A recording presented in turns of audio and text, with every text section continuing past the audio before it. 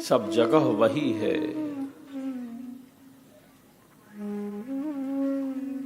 इस विश्व में और इससे परे सब कुछ उससे ही आच्छादित करने योग्य है।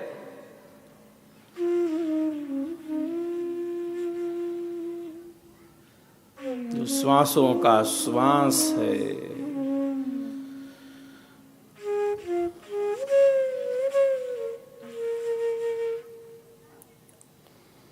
जो हमारे श्वासों को श्वासों से भर रहा है, जो हमारे प्राणों का प्राण है, हमारे प्राणों को जो प्राण दे रहा है,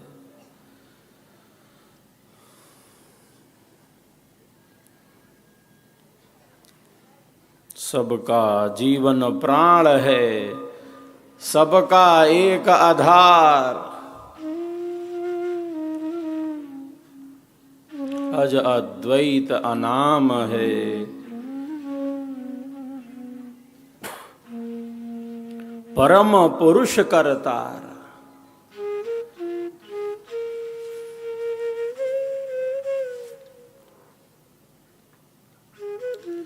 जो प्राणों का प्राण है, जो श्वासों का श्वास है, जो सर्वरक्षक है, जो आनंद स्वरूप है, दुख उसे छू नहीं सकता। दुख उसे छू नहीं सकता।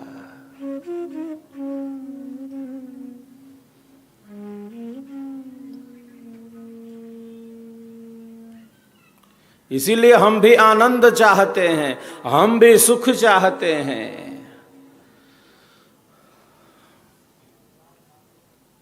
क्यों चाहते हैं?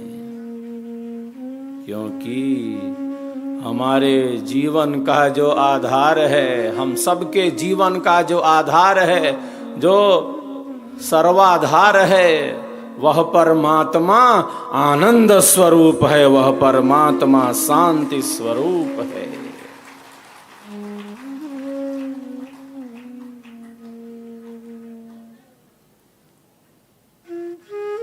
इसीलिए हमें भी आनंद चाहिए।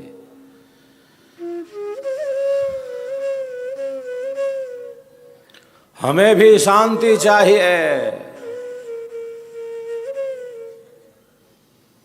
किंतु शरीर से, संसार से, इन भोगों से, इन पदार्थों से, इन संबंधों से जितना कुछ भी प्राप्त होता है वह है अल्प, वह है सीमित। किंतु इस अल्प और सीमित के भी मूल में वही है।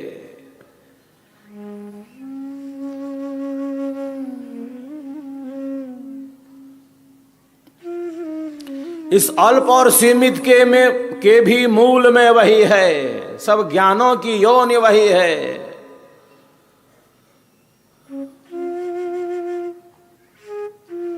सीख बुध सम जगत सुख, कसा समुंदर जान, परमानंद को किमि कहूं, शक्य वचन नहीं ज्ञान, शक्य वचन नहीं ज्ञान।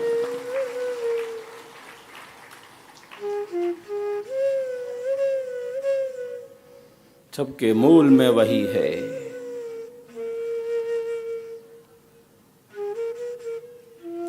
एक होकर भी कैसे अनंत रूपों में प्रकट है, अनंत रूपों में स्थित है।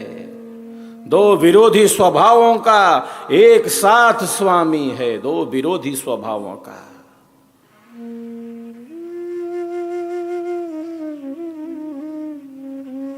दो विरोधी स्वभावों का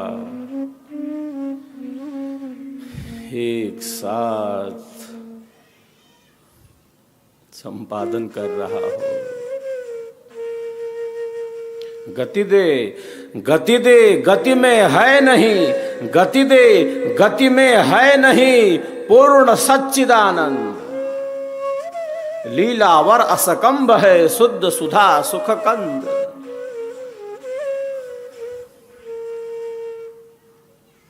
वो गति दे रहा है,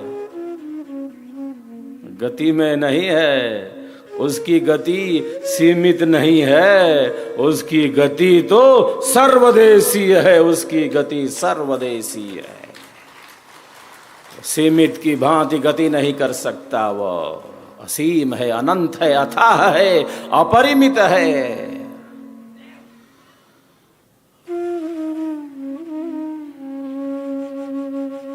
एक सकल असकंब है, सबका आधार वही है।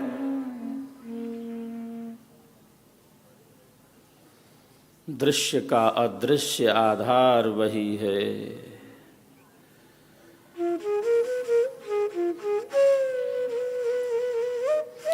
जड़ का चेतन आधार वही है, विनाशी का अविनाशी आधार वही है।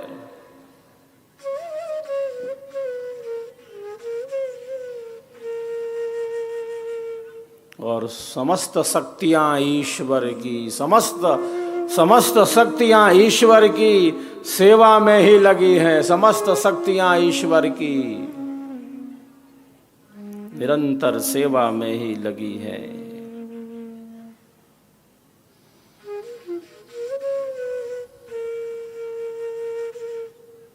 ये पृथ्वी अपनी कक्षा में घूम रही है, किसने घुमा दिया? संपूर्ण वातावरण में ऑक्सीजन घुला हुआ है, किसने घोल दिया? ये सूर्य, ये चंद्र निरंतर हमारे लिए ही कार्य करते जा रहे हैं।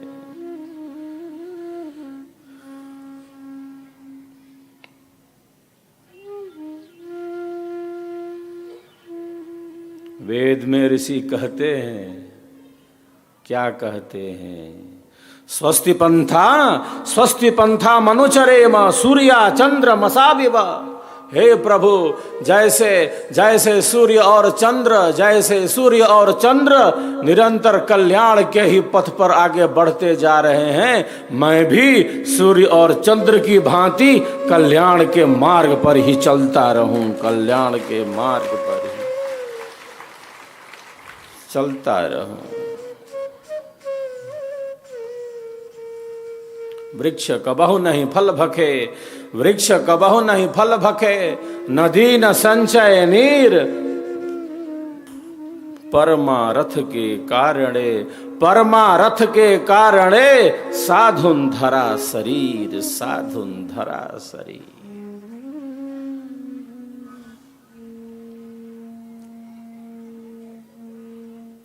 वृक्ष अपने फल को कभी स्वयं नहीं खाता, नदियां अपने जल को कभी स्वयं नहीं पीती।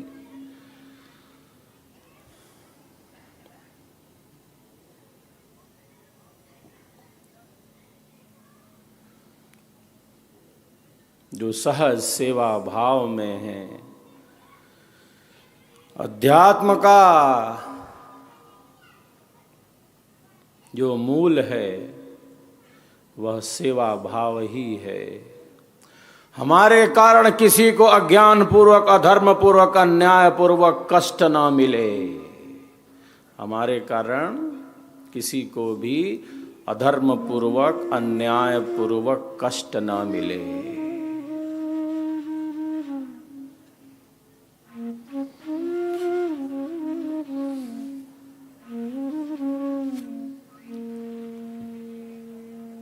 न मन से, न वचन से, न कर्म से, न मन से, न वचन से, न कर्म से।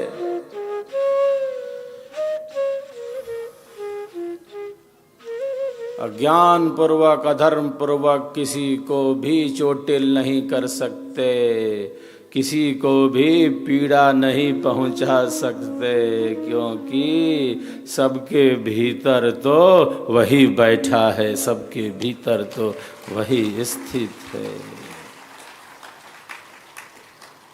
आत्मवत सर्वभूतेषु ततो न विजुगुप्सते। सबके भीतर वही है।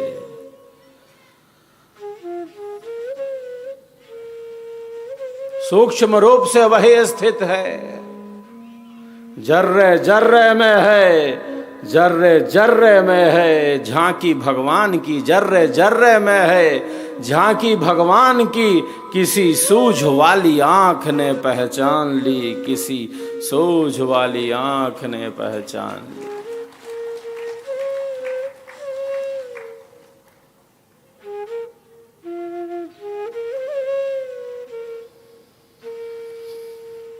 मन वचन और कर्म से,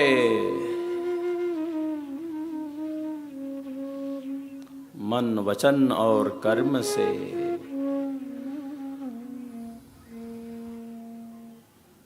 सदैव प्रकाश का ही पथ गतिमान रहे। 3 समिधाओं की हम आहुति देते हैं यज्ञ हवन में।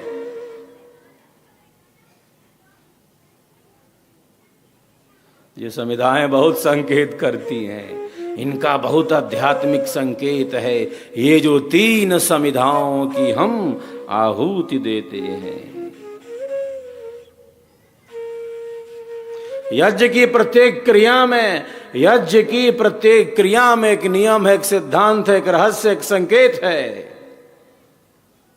यूं ही नहीं हो रहा है सब कुछ हो रहा है।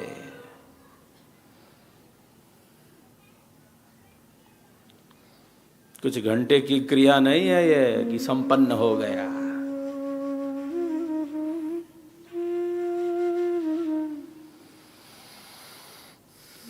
यज्ञ पूरा हो गया, चल रहा है ये यज्ञ, ये सृष्टि यज्ञ चल रहा है, ये अध्यात्म यज्ञ चल रहा है।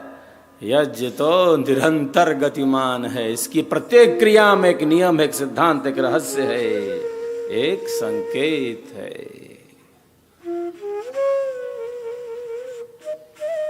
भौतिक यज्ञ एक प्रतीक मात्र है।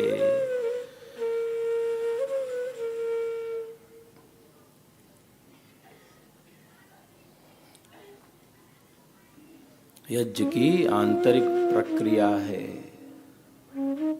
जो सूक्ष्म से सूक्ष्मतम है, जो गहन से गहन है। हम मन वचन और कर्म से, हम मन वचन और कर्म से निरंतर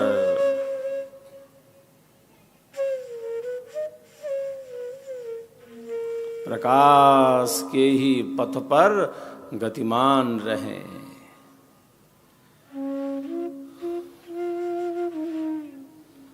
मनसि वचसिकाये, मनसि वचसिकाये पुण्य पीयूष पूर्ण त्रिभुवन मुपकार श्रेणी भी प्रीणयन्तः परगुण परमाणुन पर्वती कृत्य नित्यम निज हृदय विकसन्तः संति संतः कियन्तः।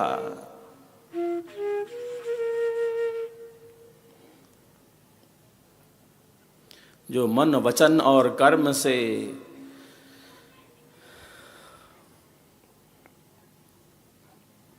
जैसे मानो अमृत से भरे हो,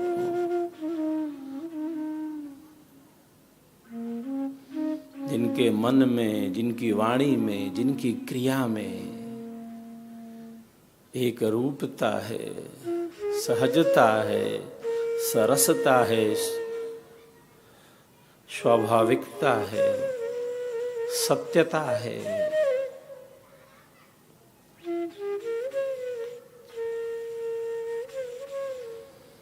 जो मन वचन और कर्म से एक निष्ठ हैं,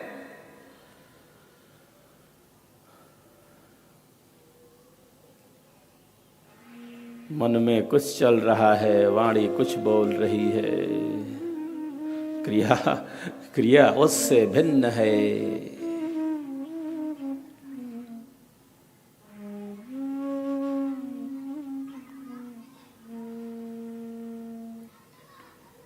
एक साधक का, एक योगी का एक मंडल है, एक स्थिति है, उसके मन की एक स्थिति है, उसके विचारों की एक स्थिति है। एक मंडल में वह स्थित है, उससे नीचे नहीं आ सकता। वो बढ़ेगा तो और उससे उच्चता की ही तरफ बढ़ेगा, उससे नीचे नहीं आ सकता। उसके मन बुद्धि विचारों की एक स्थिति है, उसके मन की, उसकी बुद्धि की, उसके विचारों का एक मंडल है।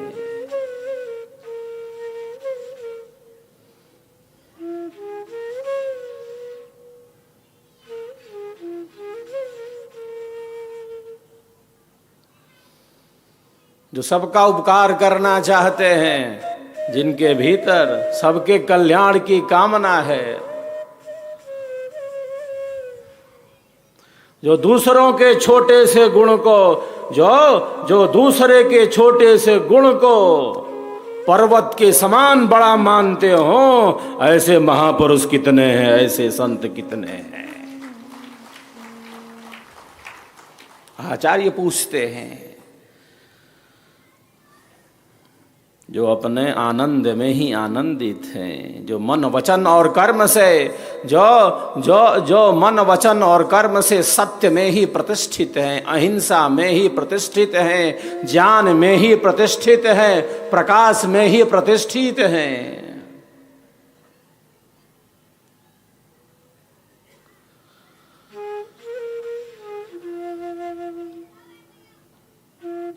जो अपने आनंद में ही आनंदित हैं, बाहर की बदलती हुई परिस्थिति जिनके आंतरिक आनंद को कम नहीं कर सकती।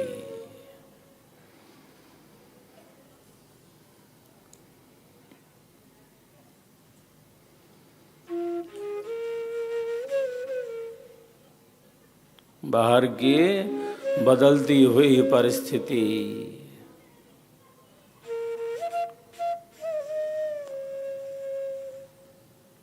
हमारी आंतरिक स्थिति में बदलाव न कर सके। ये कितनी श्रेष्ठ स्थिति है, ये कितनी उच्च स्थिति है। बाहर थोड़ा भी हिला है, अभी कुछ हुआ नहीं है, थोड़ा सा परिवर्तन हुआ है बाहर, भीतर मानो जैसे भूकंप आ गया हो।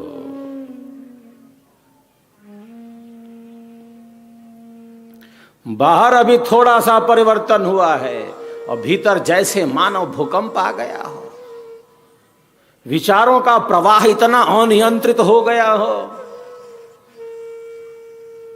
मन इतना विचलित हो गया हो।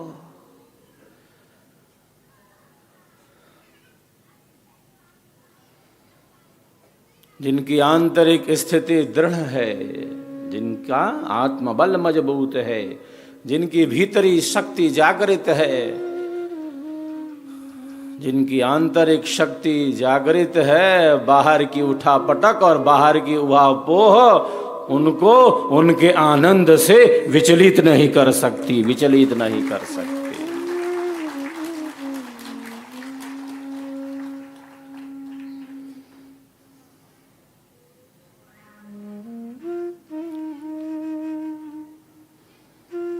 जैसे सूर्य का प्रकाश है उदित होते समय लाल और अस्त होते समय भी जैसे उसी तरह का है।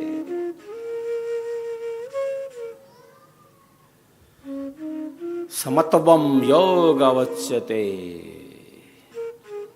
समता योग है, समन्वय योग है।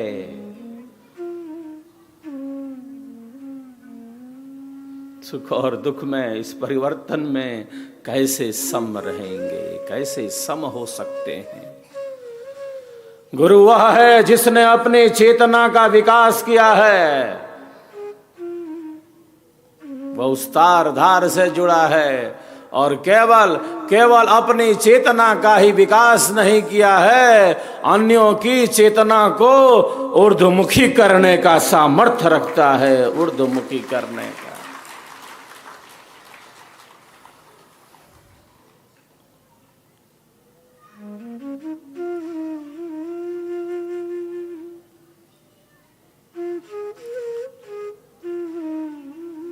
जिसने अपनी चेतना का विकास किया है,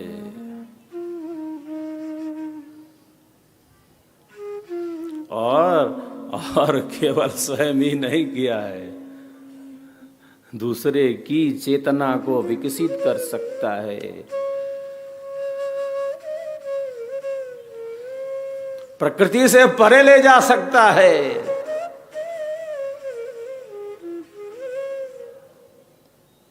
प्रकृति आधार तो ही छोड़वाऊं, निज स्वरूप ठहराऊंगा।